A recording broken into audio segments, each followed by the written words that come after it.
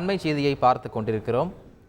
இலங்கை கடற்படையினரின் ரோந்து படகு மோதியதில் உயிரிழந்த ராமநாதபுரம் மீனவரின் குடும்பத்தினருக்கு ரூபாய் 10 லட்சம் நிவாரணம் அறிவித்து முதலமைச்சர் மு.க.ஸ்டாலின் உத்தரவு பிறப்பித்திருக்கிறார்.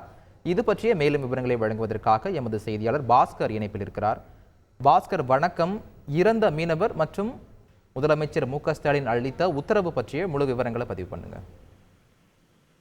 ராமேஸ்வரத்தைச் சேர்ந்த மூக்கையா, முத்து முனியாண்டி, மலைச்சாமி மற்றும் ராமச்சந்திரன் 4 பேரும் ராமேஸ்வரம் மீன்பிடி துறைமுகத்திலிருந்து விசைப்படகு மூலமாக நெடுந்தீவு அருகே மீன்பிடித்துக் கொண்டிருந்தாங்க.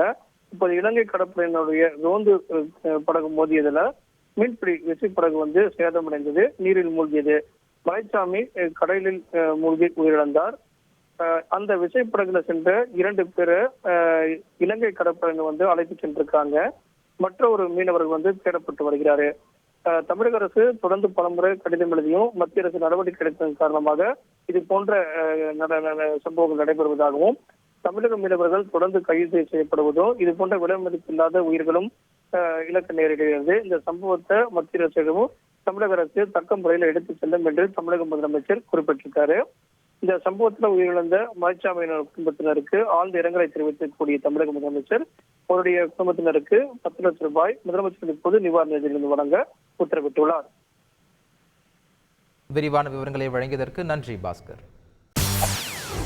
செய்திகளை உடனுக்குடன் தெரிந்து கொள்ள உடனே சப்ஸ்கிரைப் பண்ணுங்க.